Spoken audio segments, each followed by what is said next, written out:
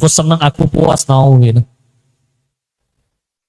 Terus ibadah gitu nyaman-nyamanan, sambil ngeluh di sana juga, misalkan mentang-mentang artis, kok hotelnya nggak sesuai yang saya booking, dan lain-lain. Demi Allah, tanah suci itu dengan kesuciannya, duit tuh nggak laku demi Allah di sana. Sekian banyak orang yang akhirnya pergi ke sana dengan biaya fantastis. Allah pengen bikin dia duitnya nggak laku. Bis yang harusnya dia sewa paling bagus, dibikin mogok. Kalau nggak gimana nih, nggak bisa berangkat. Ada yang available sekarang, tapi AC-nya mati. Nggak laku duit kamu di sana. Nggak laku sama sekali. Hotel tahu-tahu nggak kebagian, penuh, padahal udah di booking. Ada yang salah input, salah gimana, akhirnya harus cari hotel lain. Dapatnya yang bintang 3, jauh kudu jalan kaki, lebih jauh dari yang reguler. Ada. Di kisah lain ada yang datang ke sana, punten, 9 hari, memang ini umroh. Tapi setiap waktunya diajak jamaah, waktu sholat, azan, tiba-tiba meriang. Sakit, panas, dingin. Cuman bisa tidur di kamar. Beres waktu sholat, sehat lagi, ke mall, jag-jag, badannya sehat. Alhasil 9 hari di Mekah, gak ngelihat Ka'bah sama sekali. Setelah diselidiki emang ternyata berangkatnya pakai uang haram. Allah gak ridho dia masuk ke dalam masjid. Gak laku duit kita di sana. Na'udzubillah.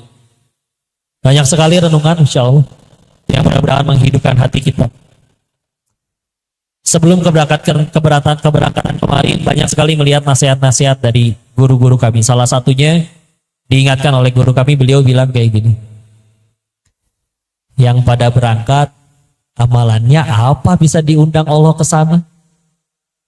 Ahli tahajud semua ya. Nunduk semua insya Allah. Karena sadar, ada yang terakhir tahajudnya Ramadan kemarin, itu kayak ikut mabit ya. Enggak, oh mungkin ahli duha semua ya. Enggak juga, enggak berani. Kalau bukan ahli segala-galanya, terus apa atuh? Karena aslinya demi Allah banyak yang lebih soleh daripada kita, tapi belum bisa berangkat ke tanah suci.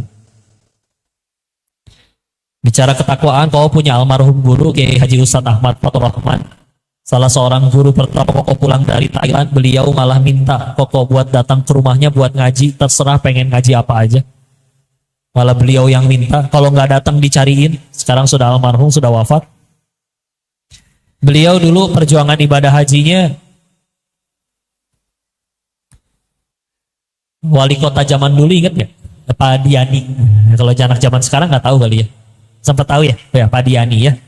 Ngadain untuk bisa berangkat haji hanya untuk 1 orang, dibuka untuk semua guru sekota Madya Bogor. 1 banding berapa tuh? Guru sekota Madya Bogor. Maka beliau alhamdulillah terpilih. Ketika ditanya amalannya ke orang terdekatnya, 10 tahun tahajudnya nggak pernah bolong. 10 tahun tahajudnya nggak pernah bolong. Dan ketika di tanah suci, sehari baca 10 juz, 3 hari khatam, 3 hari khatam, 3 hari khatam. Beliau ke sana bermodalkan amalan segitu. Nah, kalau kita belum amalan kayak gitu terus kadang, nanti suatu saat ternyata malah diundang, terus nyampe sana ibadah kita nggak totalitas. Guru kami ngingetin, demi Allah bernikmat kamu jadi orang yang lebih soleh, banyak berangkat ke sana nggak ibadah maksimal. Ya. Dan kita dalam rangka ini lagi ingat dengan saudara-saudara kita di Palestina. Masih panjang perjuangan. Bicara mulia, mungkin justru kita iri kepada mereka seharusnya. Ya. Dah husnul khotimah ya. Dan banyak sekali kisah-kisah yang mengaitkan antara ya Palestina juga dengan haji. Kita udah sering tahu update-nya. Dan tugas Koko di sini sama-sama kita ngambil hikmah aja. Dibilang ngajarin ilmu, banyak yang lebih berilmu. Bahkan Google lebih berilmu biasanya. Nyari hadis apa aja ada. Yang ngomong bisa jadi gak hafal. Tapi mungkin bedanya Google gak punya hati. Kita sedang sama-sama berusaha menghidupkan hati. Gak, kok izin mengulangi kisah ini lagi. Sudah sempat diposting, tapi pengen kembali mengingatkan. Mudah-mudahan kita bisa sama-sama ambil hikmah ya. Tadi di teman hijrah juga diceritain. Misalnya seperti ini, ada orang Mesir mimpi didatengin orang, orangnya minta dia untuk ngajakin tetangganya berangkat umroh. Bangunlah dari tidurnya. Apa ya maksudnya? Ah, bunga tidur kali ya. Karena tetangga yang disuruh diajak itu saya tahu dia gak pernah sholat, gak pernah muncul di masjid. Udah lewat hari itu. Besoknya tidur lagi, mimpi persis sama. Mulai tanya tuh ke gurunya. Saya mimpi kayak tadi, didatengin orang minta tetangga saya itu diajakin umroh 2 malam berturut-turut. Gurunya bilang, coba lihat malam ketiga. Kalau sampai sama, maka bisa jadi perintah dari Allah. Terus kamu harus ajakin tetangga kamu umroh, gimana ceritanya. Malam ketiga kejadian mimpi hal yang sama persis. Berangkatlah orang yang mimpi tadi ke rumah tetangganya. Ketok, ucap salam, dipersilakan masuk, baru ngobrol, langsung to the point. Tumben nih kesini, iya Pak, izin, saya pengen ngajak Bapak umroh. Kaget, gimana umroh? Saya sholat aja nggak tahu caranya. Saya ajarin ya Pak. Saya nggak tahu cara sholat, cara wudhu pun saya nggak tahu. Saya juga yang ajarin Pak, insya Allah. Dan izin, tolong diterima, jangan ditolak. Saya udah siapin, udah bayarin hotel, tiket, akomodasi. Saya sendiri yang dampingin, saya sendiri yang temenin dari berangkat sampai pulang nyampe rumah Bapak lagi. Tolong jangan ditolak. Kayak sudah. Walaupun dan alhamdulillah semenjak hari itu dia tanya-tanyanya, browsingnya tentang sholat, tentang wudhu. Alhamdulillah. Singkat cerita, berangkatlah mereka. Karena perjalanan dari Mesir ke Arab gak sejauh dari Indonesia ke Arab, jadi begitu nyampe kadang gak semuanya langsung ke hotel. Termasuk tetangga ini tadi yang gak tahu cara sholat. Izin, saya gak mau langsung ke hotel, boleh gak langsung ke Masjidil Haram? Gak istirahat dulu, taruh koper lain-lain. Enggak, saya udah menyia-nyiakan waktu hidup saya bertahun-tahun, pengen segera lihat Ka'bah. Ya udah, gak apa-apa, berangkat nyelonong sendiri. Agak larut, pulang. Besoknya pas pengen berangkat, ternyata dia udah gak ada, izin lagi. Saya pengen berangkat duluan, misah sama rombongan. Ya sudah. Ibadah masing-masing mencar, giliran waktunya pulang dicariin gak ada kabar. Gak ada kabar, akhirnya dihubungin gak bisa. Dapatlah info rame-rame kelihatan. Ada orang yang lagi sholat di pelataran masjid dalam keadaan sujud dan ia wafat dalam sujudnya, dan itu adalah tetangga dia yang tadi. Tim dari travelnya minta supaya boleh gak disolatin di Masjidil Haram. Akhirnya diizinkan, didoakan oleh jutaan orang yang ibadah ke tanah suci. Husnul Khatimah, Masya Allah. Ya. Udah sampein beritanya ke orang rumahnya, dan ketika pulang, si yang mimpi masih penasaran, nanya ke istrinya, istri yang meninggal sambil sujud tadi. Saya ngajak itu sebetulnya karena dapat mimpi, ya diceritain apa adanya. Terus, tapi saya masih penasaran. Ada nggak yang pengen kamu sampaikan yang kamu tahu tentang suami kamu itu sampai bisa takdir hidupnya kayak begitu? Istrinya akhirnya cerita, seperti yang kamu tahu, suami saya memang bukan ahli ibadah, tapi saya bersaksi dia punya hati yang lain, yang baik, yang lembut. Ada tetangga kami, nenek-nenek, sebatang kara, suami saya itu berjanji untuk setiap bulan menyisihkan bagian dari gajinya untuk nenek tersebut. Dan setiap kali ngasih ke nenek tersebut gak pernah mendoakan apapun kecuali satu saja doanya. Semoga engkau husnul khotimah ya Nak. Gak pernah doain yang lain, itu aja. Tahukah kita ada hadis Nabi yang berbunyi, Rasulullah Muhammad SAW bersabda yang maknanya, kalau ada seorang hamba berdoa minta husnul khotimah, syaitan akan berkata, ini manusia yang cerdas. Karena selesai udah husnul khotimah. Oh, udah sebaik-baiknya mati itu udah surga, udah selesai urusan. Daripada seumur hidup seluruh keinginan terkabul jadi nyata, tapi meninggalnya ternyata husnul khotimah, lebih repot demi Allah. Apa hikmahnya berarti? Satu, demi Allah nggak ada yang tahu takdir manusia. Orang bilang ketika bertalbiyah itu labbaik Allahumma labbaik. Kami sambut panggilanmu ya Allah. Nah, orang ke sana tuh kata guru kami ada 4 peluangnya. Satu, untuk jadi pahala, dia ibadah. 2, untuk gugurin dosanya. Keluar biaya, capek, pegel ke sana, pasti jadi penggugur dosa. Yang ketiga, untuk nolong orang lain. Punten yang akhirnya pada pernah berangkat, kalau mau jujur, bisa jadi bukan dari diri kita itu. Bukan amalan kita. Tapi bisa jadi ada doa dari orang soleh, minta pengen ada yang nolongin. Karena mungkin sudah sepuh, pengen gimana. Diutuslah kita yang muda. Ketemu di situ, gak ada yang kebetulan. Akhirnya jadi nolongin beliau. Gara-gara doa orang soleh itu untuk nolongin beliau, kita keundang berangkat ke sana kecipratan. Yang keempat, ada orang yang memang berangkat ke sana untuk wafat di tanah suci. Yang manapun alasannya, mudah-mudahan kita bisa diundang ke sana ya. Tapi udah balik lagi kalau bicara renungannya, apa kabar saudara-saudara kita di Palestina? Akan minimal selalu tunjukkan keberpihakan kita ya. Waktu ada di sana dapat amanah seperti untuk berkhotbah atau lain-lain. Salah satu yang kami ingatkan waktu itu adalah kita tahu keutamaan hari Arafah ya. Hari di mana Allahnya sendiri yang turun dan bertanya kepada hamba-hambanya apa yang mereka minta. Pengen dikabul nih semua sama Allah. Hari di mana paling banyak Allah membebaskan manusia dari api neraka itu hari Arafah 9 Zulhijjah. Pasti waktu kemarin yang di Indonesia pun udah nyiapin tulis doanya. Jadi kemarin diingetin yuk, sebelum berdoa yang lain,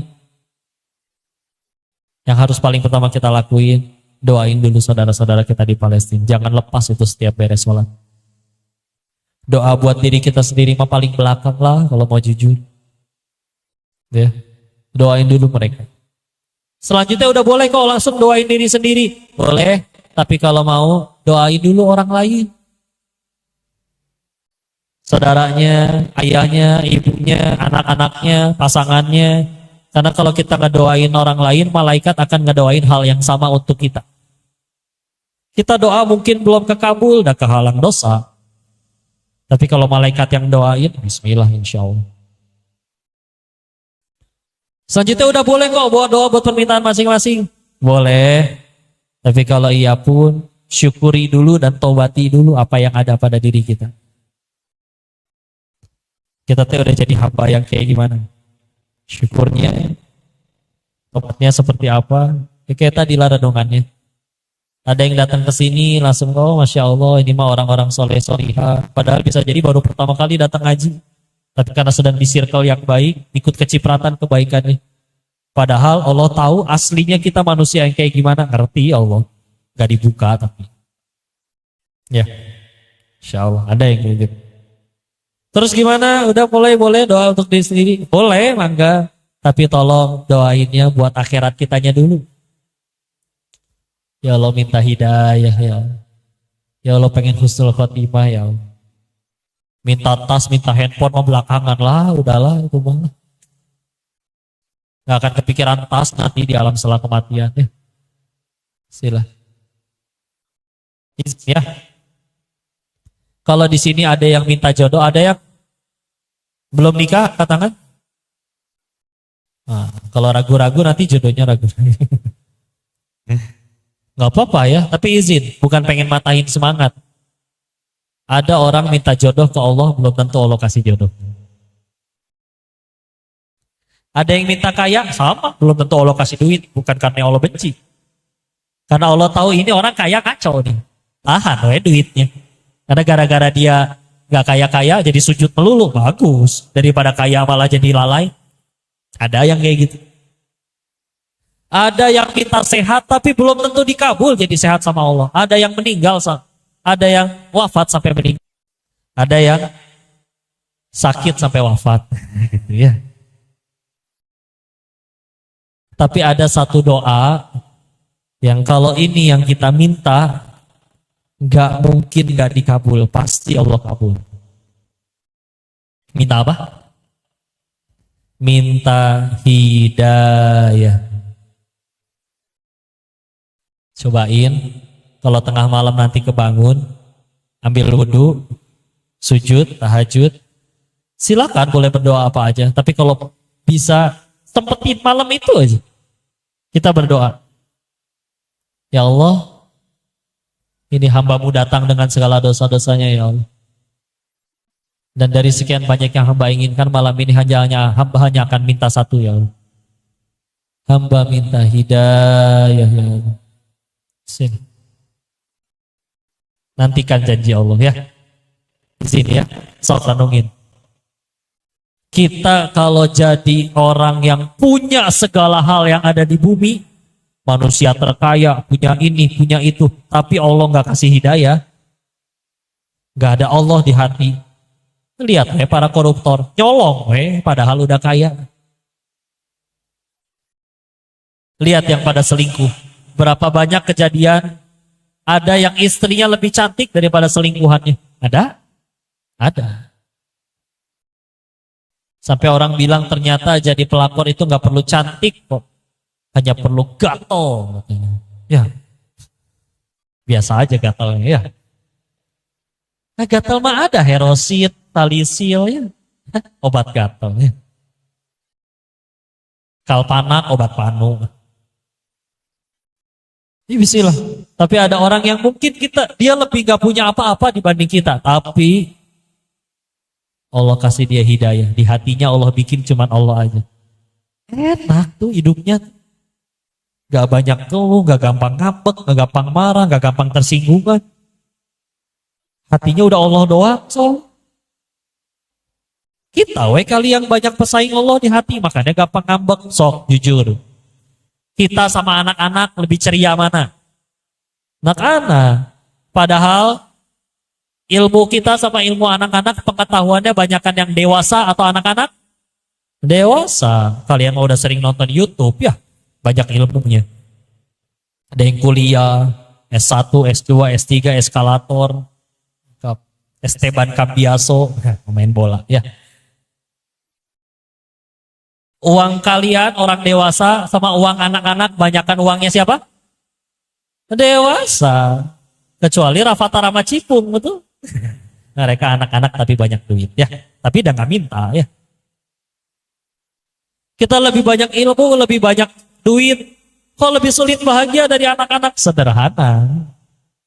Di hati anak-anak tidak ada pesaing Allah. Meskipun dia juga mungkin belum tahu tata cara sholat, fikih, ibadah kayak gimana. Dan kita makin gede, makin ada pesaing Allah dalam hati. Gini ya rasanya punya duit, enak. Gini ya rasanya viral, enak. Gini ya rasanya punya jabatan, enak. Sehingga itu jadi pesaing Allah di hati kita. Sampai akhirnya menggeser posisi Allah. Sampai ada yang baru gajian ngambek. Percuma gaji segini. Saya mah baru bahagianya nanti kalau udah centang biru kayak dia. Iya, pintu surga 8. Tapi gak ada pintu surga bagi yang centang biru tuh gak ada. Ya. Percuma gaji segini. Saya mah bahagianya nanti kalau rumahnya sebanyak dia, mobilnya sebanyak dia. Tuh. Cenah makin gede, makin pinter, makin banyak nikmatnya, gede, makin gampang ngambek. Sederhana, kita yang naruh pesaing Allah di hati kita. Sok atulah, mau berusaha bahagia pakai cara apa lagi? Udah berdoa ke Allah jujur, ya Allah, sekarang mah terserah Engkau lah, ya Allah, bismillah. Kemarin terserah saya malah aco, hancur ya. Berapa kali coba ya keinginan kita kejadi nyata, terjadi menjadi kenyataan. Malah kita sesali juga. Saya mah yang penting bisa kuliah kok, kuliah, berangkat. Ada yang kuliahnya di ruko, ngelihat yang kuliahnya bagus gedungnya, iri sama yang kuliahnya bagus. Nangis-nangis minta orang tuanya pindah kuliah, dikasih kadang, ngambek lagi, ternyata enakan kerja. Udah kerja, ternyata ngambek lagi, enakan buka usaha sendiri, katanya. Saya mah yang penting pengen punya usaha. Udah punya usaha sendiri, enakan kerja ya, sepi juga tetap digaji. Gitu terus ya. Ya, manusia ya, dasar aku. Adalah kita hidupin hati kita aja. Nah, bagaimana hati kita bisa hidup ya? Kalau misalkan sibuk dengan kepingin aja terus keinginan. Kau masih pengen ajak renungan yang ini ya? Pengen ngingetin tentang Ali bin Abi Thalib, tapi bukan tentang Ali, tentang orang yang bunuh Ali. Ya, namanya Abdurrahman ibnu Muljam. Disebutnya di zaman itu orang-orang Khawarij. Siapa orang-orang Khawarij ini? Nabi udah ngingetin, nanti akan datang kaum yang sholat kalian gak ada apa-apanya dibanding sholat mereka. Ini kaliannya bukan ke kita ya, tapi ke para sahabat yang kita tahu standar ibadahnya kayak gimana. Kenapa? Karena orang-orang Khawarij itu kalau sholat sampai jidatnya berdarah-darah. Bacaan Quran kalian, para sahabat, gak ada apa-apanya dibanding bacaan Quran mereka. Mereka baca Quran sampai serak suaranya. Tapi Nabi menyebutkan, tapi Allah paling benci jenis manusia seperti mereka. Kenapa? Lihat kelakuan. Selevel Sayyidina Ali bin Abi Thalib radhiyallahu anhu dikafirin sampai dibunuh. Sepupu Nabi, menantu Nabi, satu dari 10 sahabat yang dijamin surganya, satu dari 4 khulafai rasyidin, dikafiri sampai dibunuh. Waktu pengen dieksekusi, kedua tangannya dipotong dulu. Pembunuhnya Ali ini, kedua tangannya dipotong. Kedua tangannya dipotong, diam anteng, gak ngomong apa-apa, sambil zikir aja terus. Merasa saya benar kok, salah saya di mana? Saya ngebunuh orang kafir kok. Di pikirannya kayak gitu. Kakinya dipotong, diam anteng, gak ngomong apa-apa, sambil zikir terus. Ali zikir. Ketika lidahnya mau dipotong, baru dia nangis mohon-mohon. Jangan potong. Kenapa kaki dipotong diam, tangan dipotong diam, lidah dipotong ngambek? Apa jawaban pembunuh Ali? Dia bilang kayak gini. Saya tidak ingin wafat dalam keadaan tidak berzikir kepada Allah. Ali zikir, Pak. Coba orang sholat sampai jidatnya berdarah-darah, baca Quran sampai jidatnya serak, ibadahnya segitunya, ahli zikir segitunya, tapi disebut oleh Nabi manusia yang paling Allah benci. Ya, segitunya. Simpen dulu kisah itu, kita lompat ke hadis yang lain. Di kesempatan lain Nabi dengan para sahabat lagi di masjid, lalu Nabi berkata, lihat pintu itu, nanti akan datang seorang ahli surga. Datanglah seorang sahabat yang bahkan tidak disebutkan namanya, tidak terkenal, bapak-bapak, jenggotnya basah habis wudhu, sholat. Besoknya keulang, akan datang seorang ahli surga. Terus 3 hari berturut-turut selalu datang orang yang itu. Akhirnya anaknya Amr bin As, namanya Abdullah bin Amr bin Al-As, izin ke orang itu, saya boleh gak nginep di rumah kamu? Alasannya lagi ada masalah sama ayahnya. Padahal niatnya pengen tahu amalan orang ini apa. Sampai Nabi sebut 3 hari berturut-turut ahli surga. Nginep beberapa hari, apa yang didapat? Sholatnya biasa, baca Qurannya biasa. Sampai akhirnya jujur, sebenarnya saya gak ada masalah sama ayah saya. Cuma penasaran, pengen tahu amalannya, kenapa kamu disebut 3 hari berturut-turut oleh Nabi sebagai ahli surga? Dijawab, saya juga bingung. Gak tahu. Seperti yang kau lihat aja amalan saya. Gak saya kurangin, gak saya tambahin, segitu-gitunya. Tapi ketika Abdullah bin Amr bin Al-As pengen pamit, baru dijelaskan. Tapi aku tidak pernah menginginkan keburukan bagi orang lain. Tidak pengen nikmat orang lain hilang. Tidak pernah tidur dalam keadaan dendam. Belum maafin orang yang menyakiti saya. Apa perbandingannya dengan yang tadi hikmahnya? Renungan. Kita tuh ibadah udah bikin kita jadi orang kayak gimana sih? Karena kalau makin rajin ibadahnya, makin rajin sholatnya dan segala macam, tapi malah makin jago nyari kelemahan orang, makin jago ngafir-ngafirin orang. Kita tuh ngaji berarti buat apa? Karena salah seorang guru saya ngingetin, salah satu tujuan kita ngaji, salah satu tujuannya untuk makin tahu kelemahan dan kekurangan diri. Bukan makin jago nyari kelemahan dan kekurangan orang, apalagi sampai ngefonis-fonis orang. Nggak ada yang pernah tahu nasib orang itu husnul khotimah atau gimana. Makanya harus makin lembut hati teh ngaji. Ada yang sebelum hijrah masih asik ke semua orang ramah. Giliran sudah hijrah karena sudah ngerasa sudah lebih banyak amalnya, ngerasa yang lain lebih hina daripada dirinya. Naudzubillah. Kalau misalkan ada yang sebelum hijrah, giliran disuruh mamahnya paling cuma ngeluh, mama aku mah capek. Giliran sudah hijrah sampai berani ngafirin mamanya. Mama tuh bid'ah, tahu nggak? Di neraka tempat mamah tuh, asal mama tahu. Naudzubillah. Nggak gitu dakwah teh. Ya. Terus saya dakwah teh berarti modalnya apa kok? Ya. Harus hafal berapa puluh juz dulu. Harus hafal berapa ribu hadis dulu. Ada nasihat Masya Allah dari kisahnya Umar bin Khattab radhiyallahu anhu ya. Suatu ketika beliau pengen ngangkat calon gubernur. Nah si calonnya datanglah ke rumah Sayyidina Umar, diminta datang. Pas datang ngelihat Sayyidina Umar radhiyallahu anhu lagi main sama cucunya, sama anak dan cucunya. Segagah-gagahnya orang main sama anak-anak kan tetap konyol-konyolan ya, lucu ya. Cilu. Nah, gitu dong, ya. Si calon gubernur ilfil. Kalau mungkin kalau dia orang Sunda mungkin ngomongnya kieu. Banyak kieu Umar. Masa Umar begini? Cenah juring ge sieun. Katanya setan aja nggak berani papasan sama Umar. Takut. Ayo nama bocah. Naon, ya. Ngelihat itu Sayyidina Umar panggil orang, kamu. Kenapa mukanya kayak begitu, ha?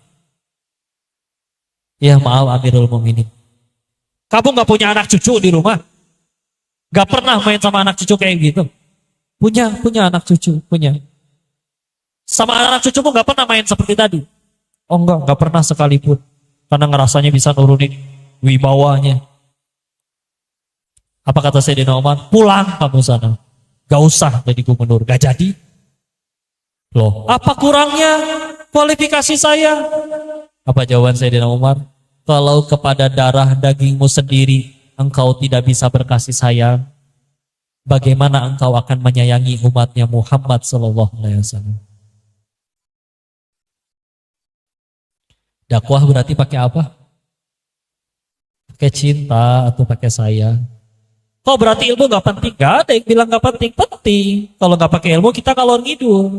Tapi ada yang bicara pakai ilmu, gak pakai kasih sayang malah berantem tuh. Contoh. Di lampu merah Surabaya, lagi di Surabaya, lumayan cuacanya. Bapak-bapak berhenti di lampu merah sambil nahan panas. Di belakang ada yang telat ngerem, kesenggol spakbornya. Bukan jidatnya yang kesenggol, spakbornya. Dia balik badan, digebrak itu spakbor motor belakang. Sabar dong, innallaha ma'asobirin tahu. Benar dalilnya. Ya, luar biasa itu. Al-Baqarah berapa tuh? 153 ya. 153. Innallaha ma'asobirin. Sesungguhnya Allah bersama orang sabar. Benar dalilnya. Tapi nggak pakai cinta. Gelut titiknya. Bakbox ya, gelo. Ya. Pakai hati ya. Segera. Perempuan nih temenan nih. curhatan duaan di kamar. Kenapa biasanya lebih masuk? Pakai hati soalnya. Ya Allah, ini sahabat saya lagi masalah, saya pengen dia dapat kebaikan. Gak ada kamera, gak ada yang nonton, gak ada yang follow, gak ada yang minta foto, gak ada, semua gak ada. Murni dia lagi ngeliat sahabat yang dia sayang lagi mengalami kepahitan. Gak ada yang muji, gak ada yang apa. Pakai hati, nyampe itu nasihat. Ya, kita nyampein pakai hati, meskipun yang disampaikan cuma satu dalil, Allah punya kuasa menjadikan satu ilmu itu diamalkan oleh 1000 orang yang mendengarnya. Daripada ngomong niatnya salah niat, pengen dianggap keren, pinter, apa segala macam. Sambil ngucapin 1000 dalil, Allah punya kuasa, gak ada satupun yang mau ngamalin ucapan orang tersebut.